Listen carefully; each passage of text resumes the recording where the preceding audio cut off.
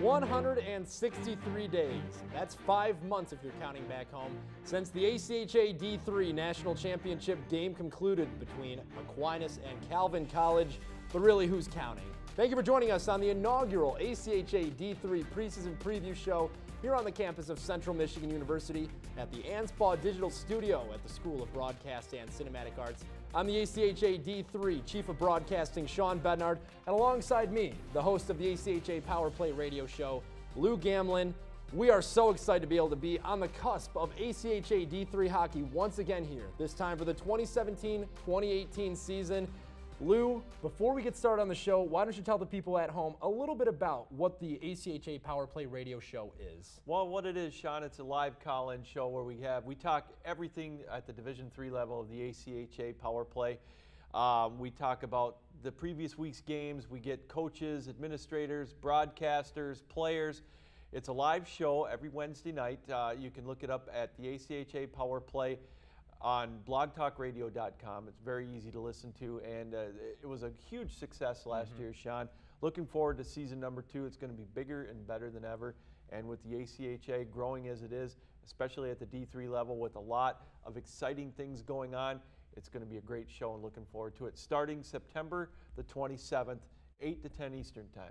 Well, we're definitely excited for the Power Play because that's going to be absolutely crucial going into this season with so much change happening in the ACHA D3. The losses of teams that competed for the national championship team, and in fact, 3 of the top 4 teams in the ACHA national tournament last year, completely gone from the ACHA at the D3 level. We'll have more on that as we talk about losses coming up in the show later on. We have a lot of additions coming through too, including a whole conference moving down to the D3 level. The Atlantic Division is looking a lot more interesting than ever before. And Lou, I mean, in a time here in the North region where we're losing so many different teams, and especially some of the teams that have competed as national championship running teams the last couple of years, you got to imagine that things are becoming a little bit more paradise. Things are becoming a lot more wide open in the ACHA. Oh, I definitely agree, Sean, with that. You've got you know, as you mentioned, Aquinas is going to be in the NAIA now. Calvin is out. They moved up to Division I. Calvin is going to have a team at the Division III level. That's correct. So they're new. They're young, but they're still going to be halfway decent, if not very good. And of course, you have Bryn Athyn, who went to the NCAA level, the Division III level, if you will. So they're going to be gone, so it's going to be wide open. The North region is going to be even more wide open, I believe. A lot of teams are gunning for that title, including Oakland, who was the national champions of 2016. They made it to the, we'll say the final 8, if you will. They played in the championship game in their regional bracket, if you will, to get to the championship round, the national championships, where they fell short to Bryn Athyn. Well, before we get into the rankings and the regions and everything along that sort of thing, we have to look back at what exactly happened in that 2016-2017 season, and more so in the national tournament. We've seen the last couple of years we have had chances of an all-MCHC final. In fact, more times than not of recently, it seems like. That's the North region's premier conference, of course. And last year we had some of the darlings that we've really touched on, Bryn Athyn and Florida Gulf Coast, we're going to talk a lot about later on in the show. They were trying to spoil the party of the North. 8 of the last 9 national championships have came from that region, and things are starting to change a little bit. What do you think happened in that national tournament that kind of showed maybe the North falling off just a little bit, but still maintaining its dominance as the top dog? Well, you mentioned Florida Gulf Coast. They are going to be back there. They're going to be right in the mix. They're bringing a lot of players back that have been knocking on the door, if you will. You've got teams like Farmingdale State. They're going to be right there.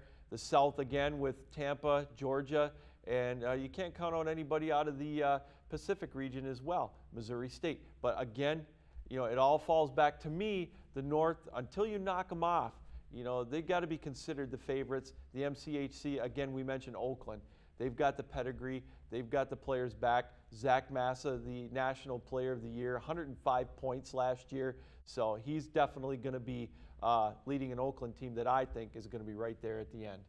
Things are going to be really interesting with the way that things will be changing in the ACHA North, and that's where we're going to start things off in today's show. The ACHA North, before we start with how this division and this region will look, we got to look back at the top 15 from last season, and we'll take a look at that right now. As leading the way was Calvin College last year, number one not only in the North, but of course as the number one seed in all of the ACHA. A lot of those top teams you're looking at on the board right now, a lot of those big dogs are gone right now, leaving the North very wide open.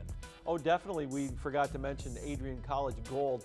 They moved up to D2. So 3 of the top 4 teams in the North region are gone. Going to open that door, as you said, for a team like Hope.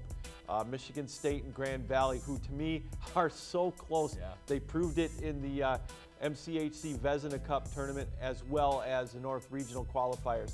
You've got Michigan. They want some. They've got an axe to grind, if you will. They want to prove that it wasn't a fluke getting in. And then you've got some up-and-comers. Central Michigan coming back. They had a taste of the National Championship Final Four in 2016. They're going to be up-and-coming with a new coach, a new regime. U of M Flint, Adrian Black. They're just some of the teams. Indiana, they were a possible spoiler team. They gave Aquinas about 35 to 40 minutes of a run in that opening game of the regionals last year.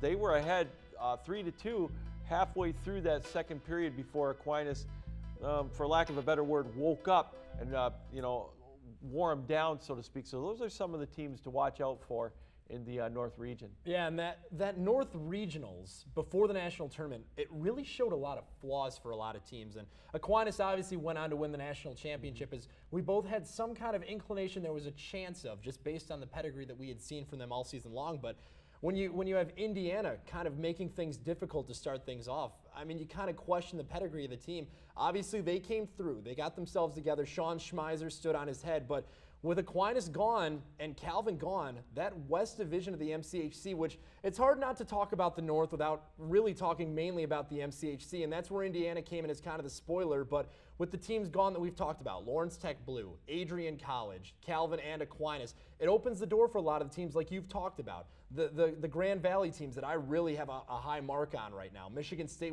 it was a national champion just a couple of years ago. Things are really going to open up, and if we're talking about losses, we got to talk about some of the additions as well, because coming to this region now, we've got Ferris State dropping down from D2. Playing up at Ava Glavin Arena, they really gave a test to a lot of the MCHC teams that they played last year. Tryon University coming in, they have a beautiful new arena down there in Indiana, and they've got fans that could be ready for hockey down there. As well, we've seen Western Michigan, which we already know is a hockey school based on their NCAA team. They're a school that could have a lot of potential going in and maybe not making a lot of noise in year number 1 of the ACHA North, but coming in, they could really be a team to watch coming into these next couple of years. The additions are really going to be interesting here. Oh, I definitely agree with that, Sean. But what it's going to do, too, is it's going to push the other teams that we mentioned, Grand Valley, Michigan State, Hope College, those in, of course, Oakland and Central, and not to mention the lower teams, as we've mentioned earlier with Michigan and Michigan Flint and, some of the teams like that. So I, too, am excited to see what kind of an impact that brings on the North region. And, it is going to push those teams, but until, I hate to keep saying this, until they can prove it, I'm waiting for somebody to knock some of these North powers off. And it starts right at the top to me with Oakland. Well, Lou, let's not keep the people waiting any longer. Let's reveal our top 5 rankings for the ACHA North this season. Starting from number 1, who are we looking at as your top dog? Well, to me, it's Oakland University. Championship pedigree, as we mentioned. They've got Zach Massa. They've got Dalton Janot. They got McCardlin in goal. They're the team to beat right now. They've been there. 105 points from Zach Massa alone. He's leading the way, the National Player of the Year. Number 2, I've got Grand Valley. They have a balanced offense, strong goaltending. It's Tyler Stoller, forward, coming in with them. Michigan State, 39 power play goals last year. Special teams huge for them. They can put the puck in the net. They're going to be right there. Hope College, they got stung last year, double overtime in the regional, the first round. Coach Chris Van Timmeren is going to have them ready to go. They're my number 4 team. Very stingy on the defensive side and as well. And number 5, I'm going to go with Central Michigan because they were there 2 years ago. A lot of the guys are still there that know what it takes to get there. They're not the Cinderella anymore. They're my number 5 team, a new head coach who's got some fire and brimstone. He's going to keep them fired up. Can't wait to see what that brings for Central. Well, the ACHA North we're all going to have circled on our map as still the region to watch, the teams that we expect to move on, and we're very excited to see how things will work out. So we'll take a break right now. Before we go on to the Atlantic and South rankings, we'll be right back here on the ACHA D3 preseason preview.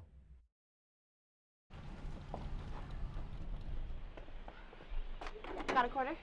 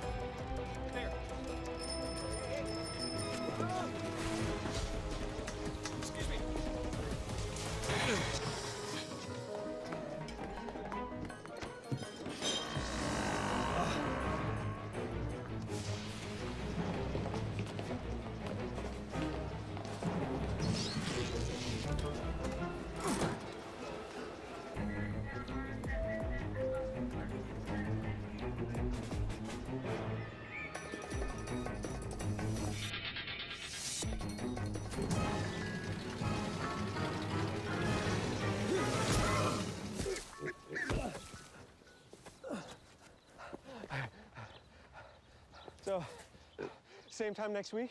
Well, of course. Put away a few bucks, feel like $1 million. For free tips to help you save, go to Feed the Pig. I'm Diane Keaton, and I was diagnosed with skin cancer when I was 21, but that is nothing compared to melanoma. Melanoma is the deadliest form of skin cancer. Join me in a nationwide effort to stop this killer by going to itsthatworthit.org.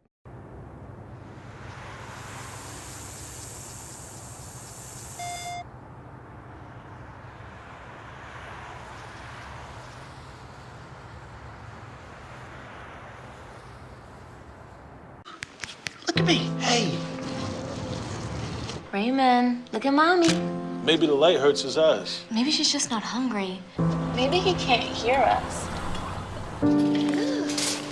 Maybe we're not stimulating him enough. Maybe it's a phase.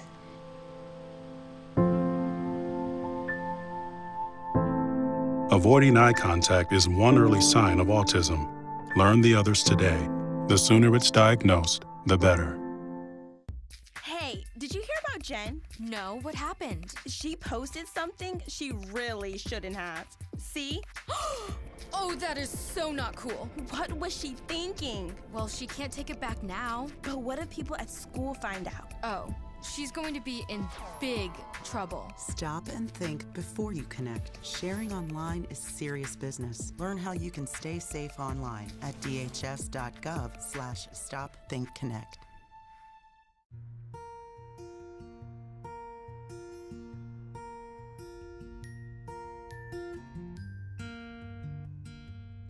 Someone had fun today.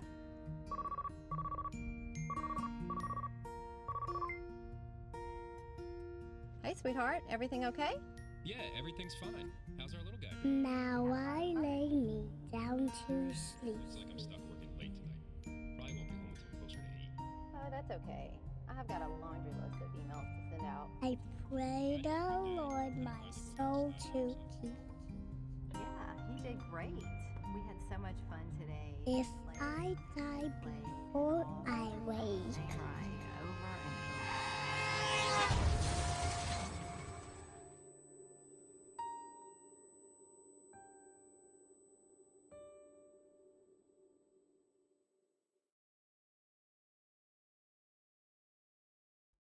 Welcome back to the ACHA D3 preseason preview show here from the campus of Central Michigan University at the Anspach Digital studio. from the School of Broadcast and Cinematic Arts. I'm Sean Bednard, back alongside my co-host Lou Gamlin. Lou, it's getting hot in the South right now. I'm not talking about the weather. I'm talking about the hockey down there. This region is going to be the one that we have to look at if we're going to be talking about teams that are going to take the crown away from that North region. Oh, I agree, Sean. It starts right up at the top with Florida Gulf Coast, a team like that has been there.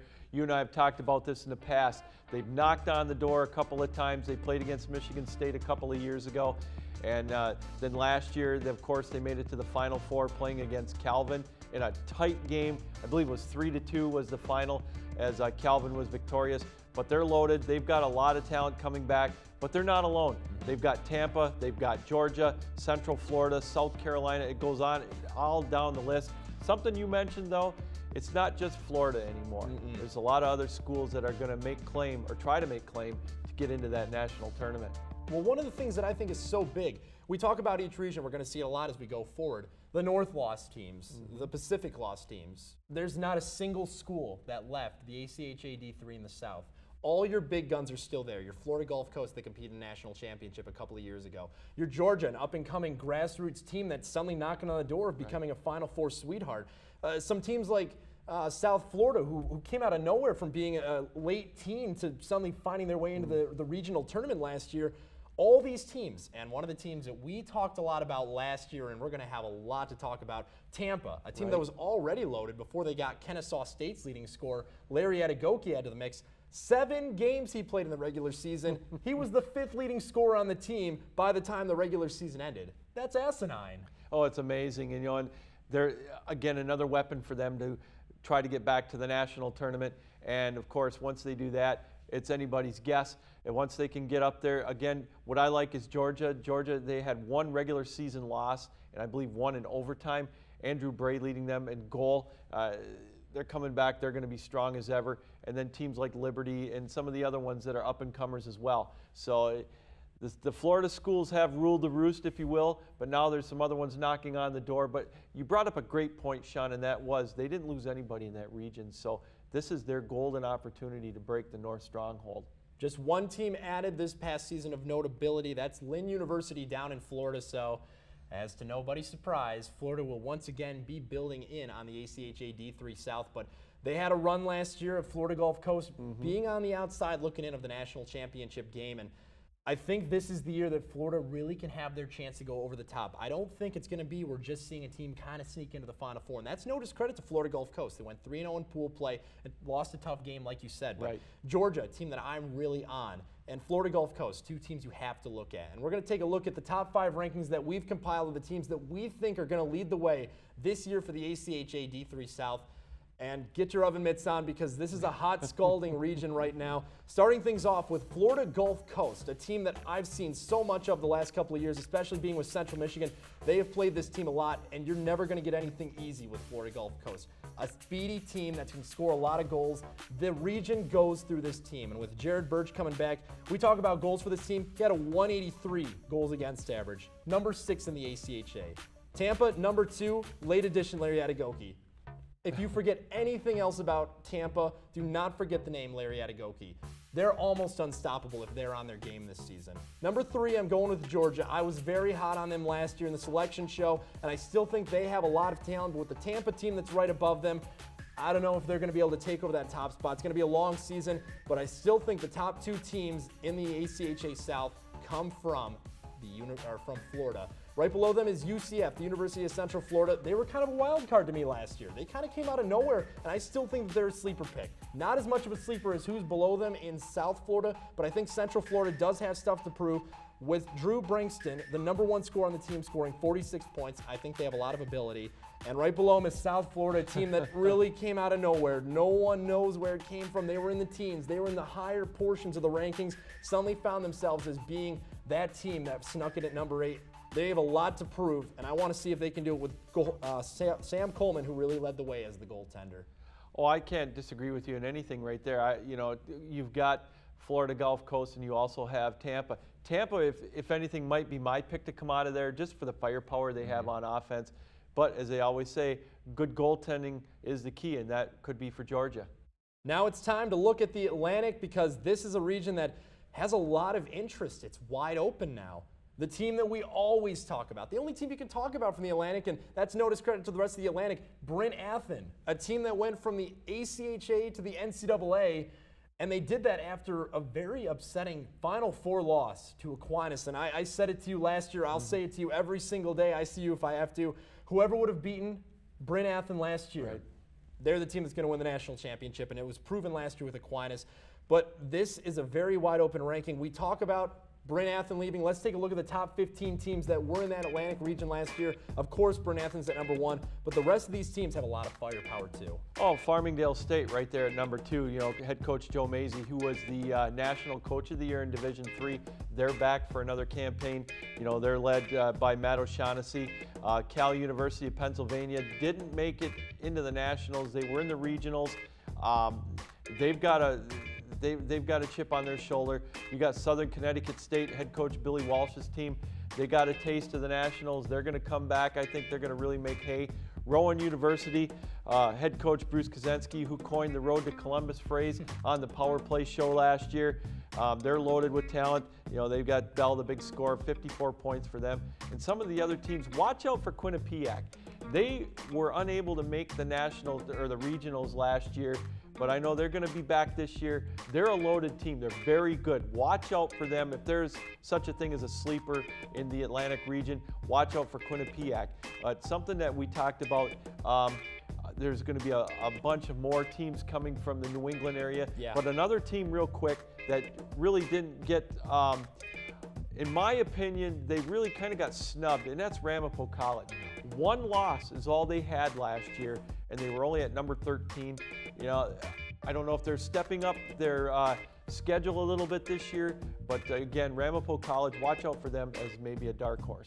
Ramapo and Quinnipiac, those were two teams we talked a lot about back at the hotel before the selection show back in February, and I think those are really good teams that you're going to want to take a look at. We'll get into our Atlantic rankings, the teams that we think are going to make it to the next level a little bit later on in the show, but one of the things you mentioned right there was New England, and that's one of the things I think is so interesting. The New England Collegiate Hockey Association found themselves going from D2 to D3. That's not a few teams, that's not some teams here in some state and a few other teams. That is an entire conference, and the teams in that conference, there's 11 of them: Bates College, Coast Guard, Colby Sawyer, the University of Connecticut, New England, New Haven, St. Joseph's of Maine, St. Vincent, Springfield, Thomas, and Worcester Tech.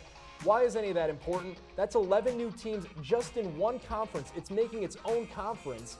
And oh yeah, the ACHA D3 did not have a big presence in the New England area, just Fairfield. You have a whole new region, a whole hockey hotbed that's gaining a bunch of new teams. Now you're also bringing on Tufts University, Columbia University, St. Thomas Aquinas, and MIT. Do you think the Atlantic has a lot of teams right now? Because I think this is a region that's going to have a lot of potential, maybe if they don't click this year, going into the years forward. Well, and you touched on it, they went from D2 down to D3, so that means that if you're in D2, you're halfway decent, so they're going to make things a lot more difficult for some of these teams like Fredonia State, you know, even at the top with Farmingdale State and Fairfield. We didn't even mention Fairfield. You know, also Cal U of Pennsylvania. So it's exciting. It's really exciting to watch and find out who's going to come out of that group to really give the other teams a run for their money. You want to talk about teams coming from that group? Let's reveal our rankings, our top 5 teams from the Atlantic this year, because it's wide open, anybody's region. Start them off, Lou. Who are we looking at? Well, again, we got to look at Farmingdale State. They're, the Rams are, you know, they're my top team. They've got a lot of big scorers coming back. Fairfield University, strong leadership, balanced attack, great defense. They don't score a lot, but they hold you to very few goals. Rowan University, a high-powered offense. They've got something to prove again. I hate to keep saying the chip on their shoulder, but they got something to prove. They want to get out of that regional tournament into the Nationals. Southern Connecticut State, they've been there. They want to come back. You talk about strong goaltending. They had it. I think they got hit with the injury bug right towards the end there in the Nationals. And Cal U, they know that they've got what it takes to get there, and they want to get back. And they've got a lot of high-powered offense coming. Balanced lines, they're going to be there at number 5. Well, the Atlantic is really not anybody's to win, it's anybody's to lose, and we'll see if Farmingdale State can take the crown after 2 straight Nationals appearances. When we come back, we will look at our final region, which is much like the North. That's the Pacific. We'll be right back on the ACHA D3 preseason preview. Hey, did you hear about Jen? No, what happened? She posted something. See? What was she thinking?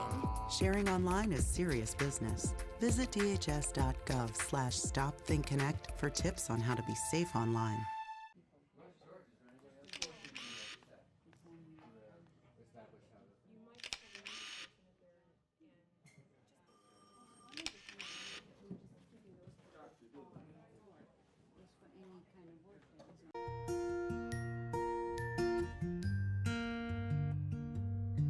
Someone had fun today. Hey, sweetheart, everything okay? Yeah, everything's fine. How's our little guy doing? We had a lot of fun. Looks like I'm stuck working late tonight. Oh, that's okay. I've got a laundry list of emails to send out. Did he finally go down the slide? He did great.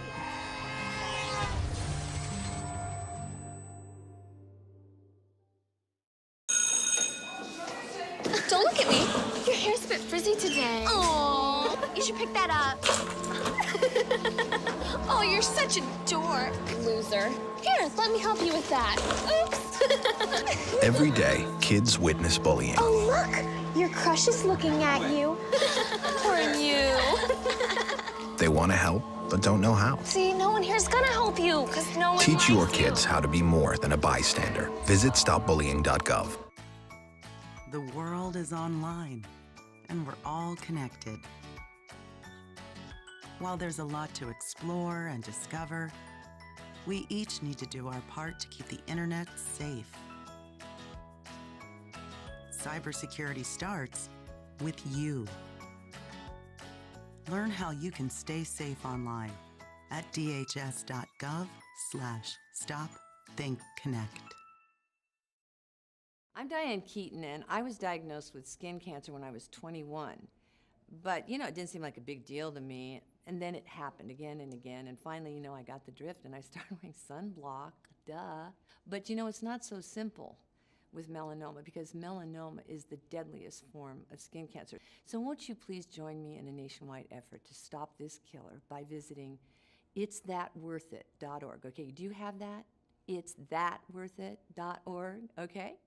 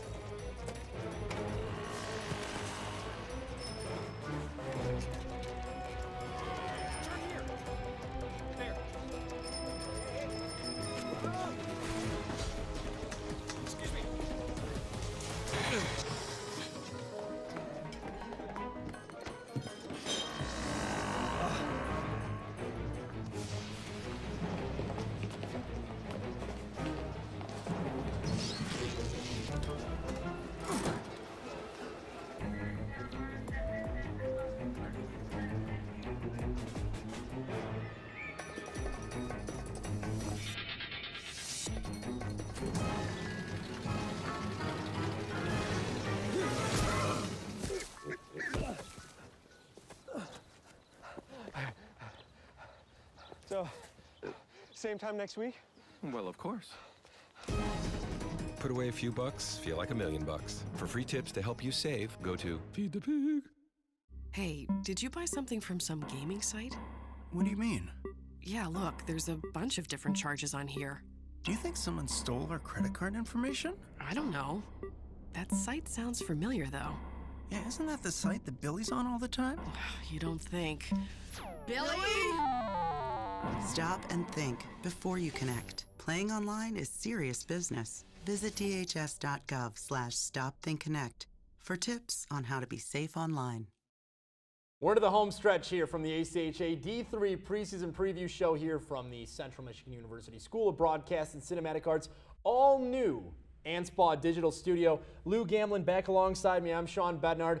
Well, it's time for the Pacific region. This is a region that has had a lot of star power the last couple of years, and it's been having so much star power, it's been moving out of the upper divisions. There's a lot of losses here that we're going to get into, and a lot of teams that found themselves at nationals or competing going to that next level at nationals. Before we go into that, we got to take a look at the top 15 teams from last year. Well, do any of those teams look like they might be missing? Iowa State, they're gone to D2. Marquette, they're gone to D2. Colorado State, they're gone to D2.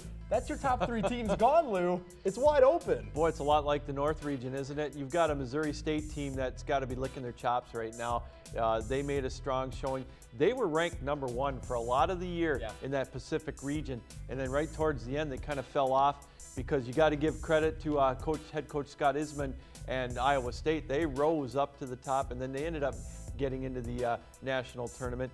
Nebraska, they got to be licking their chops. Your favorite team in the West, Air Force, led by strong goaltending. Aurora's going to be back. Then you've got some other teams. My favorite, Colorado Mesa. They made it into the regionals, and they gave Colorado State a scare in that opening round game before Colorado State was able to beat them. So, yeah, there's a lot of teams that are going to be trying to make hay now that the top 3 are gone, and including Robert Morris and Loyola. Well, you talked about it, and things are going to be a lot different now in the ACHA Pacific. This is a region we always look at because the way that they play hockey out there, it's a mix of gritty speed. So you're kind of getting that East Coast mentality of the Atlantic region, but the speed of the South region. And it really makes for an interesting way because high scoring is something we see so much out of the Pacific. I remember Metro State 2 years ago at the ACHA D3 National Tournament. I remember Colorado State being a team to watch as now their head coach has moved down to the Adrian D2 team. There is so much of that region that has so much ability. And now the big dogs are gone for Colorado. The same way that the North runs out of Michigan, the same way that the South runs out of Florida. It used to be Colorado was that for the Pacific. Things have opened up now. Missouri State, Nebraska, teams we all have to watch now. And we already talked about it. I love Air Force. They're a high-scoring team with a hot goaltender. Maybe it takes me back to my days with Central Michigan 2 years ago, but I think things are looking very up for this Pacific region to be a team and a region that has a lot of scoring still, but I think defense is going to be something that plays a lot more into this coming season for them. Oh, I tend to agree with that. There's going to be a lot of interesting things going on in the Pacific. One of the things that I noticed out of the Pacific region, I think they've got the toughest region. #1 is travel. A lot of these teams, they've got to travel hundreds and hundreds of miles to get to these games, and it makes them, they makes them tougher. But a team like Air Force, you got a team like Nebraska, Kansas that we didn't mention. They play teams over in the east side. Arkansas, the same thing. They go all the way over and play Georgia. It's out in the other region. So they're very good as well, and it's going to make for a wide open Pacific region. Well, there's not a lot of additions to talk about when we come into the ACHA Pacific. We're only looking at Grand Canyon, but that fits right into your narrative. That travel is brutal. I think the regionals were held somewhere in Wisconsin last year, and it seems like it's that more east coast of the Pacific, which is such an odd thing to think about. If that team and those teams that are in that top portion of the ACHA Pacific can last that battle of attrition that really is their travel schedule all through the regular season and through regionals, we should expect them to be able to play at that next level at nationals. But by the time they get there, they're usually so gassed with travel. And you hate to say that because the coaches are going to knock it down, but you really have to give a lot of credit to these Pacific teams. If they had a travel schedule that was as favorable as the North or the South, they might have the chance to be at that next cusp level. They might be competing more in those Final Fours. But I think with the teams and the star power that they are bringing back, I mean, just the 3 teams gone, obviously the best 3 teams in that conference and in that region of the last couple of years, but I still think there's a lot of potential for them to maybe have a chance to be up there with Florida. Oh, I agree. Oh, sorry, Sean, I agree with that. Missouri State, to me, is one example of that. They've got the offense. They can come at you in waves. I think they're going to really benefit from the top 3 teams leaving, but we talked about it with Aurora and Nebraska and teams like that are going to have their opportunity to step in and make their claim to go to nationals to unseat the North or compete with the South of Florida teams. Well, it's time now that we reveal our final rankings of all of the ACHA teams, and it's time to look at what we think the top 5 for the Pacific will be. We like them. We talked about them enough. Missouri State's number 1. Number 4 in the Pacific last year. This is their year to shine. Tyler Ranieri, number 14 scorer in the league, 60 points. They fought hard last year. They maybe did not have the nationals they wanted, but there's still a chance for them this year to really have a chance to be that team out of the Pacific.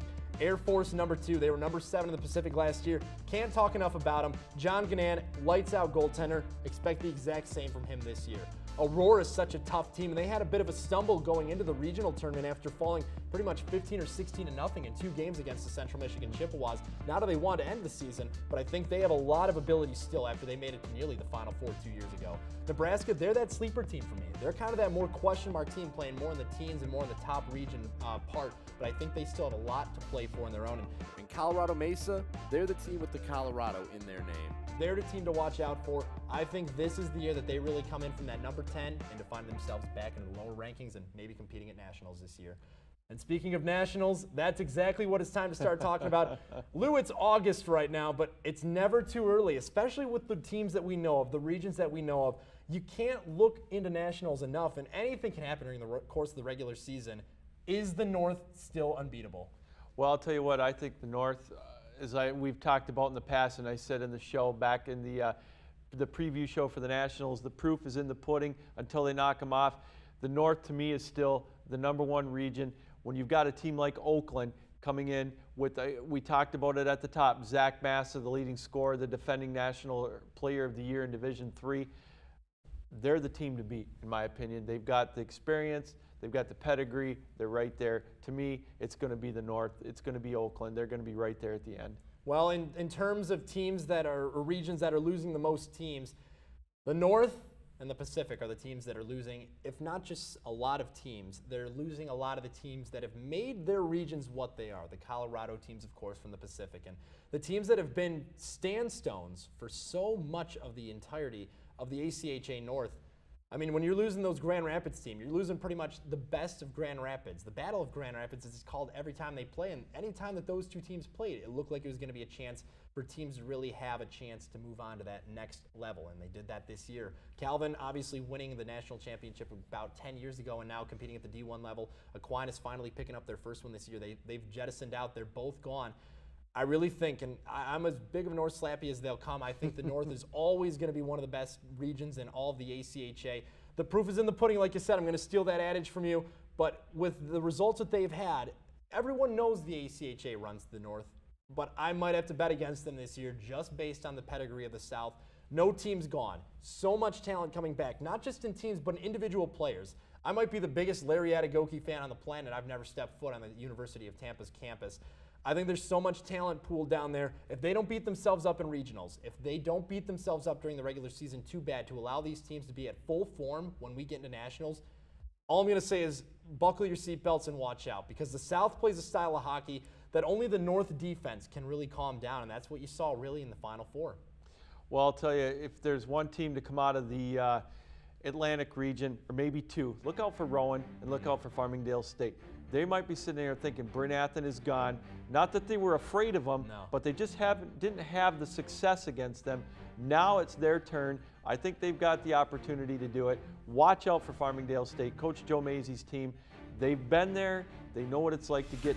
Now they just got to get over the hump. I think this could be their opportunity if there ever was one to knock off the North. And again, Rowan with the head coach Bruce Kaczynski, their road to Columbus starts up very soon with Bell, their leading scorer, back.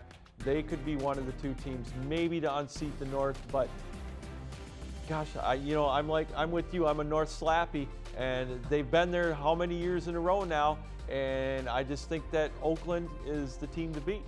Well, that will conclude our ACHA D3 preseason preview, the inaugural show. We're going to have a lot of work to do this season with the ACHA Power Play and promoting the brand of the ACHA D3. Broadcasts are going to be huge. Game of the Week is going to be something that we're really going to be promoting this year. And we hope that you'll join us for the entirety of the journey from here in August all the way into the national tournament back in March, back down in Columbus. And you know Lou and I will be there, and we'll be ready to bring you these games. We don't know who's going to win the national championship, and we won't claim to know who's going to come out of what region to win it. We just know what we know from the pedigree that we've seen from the teams we've seen the last couple of years in the national tournaments. and we are excited for this season to come. Thank you for joining us on the ACHA D3 Preseason Preview, hosted by the Chippewa Hockey Network and MHTV here at the Anspach Digital Studio. We will see you for Puck Drop in September.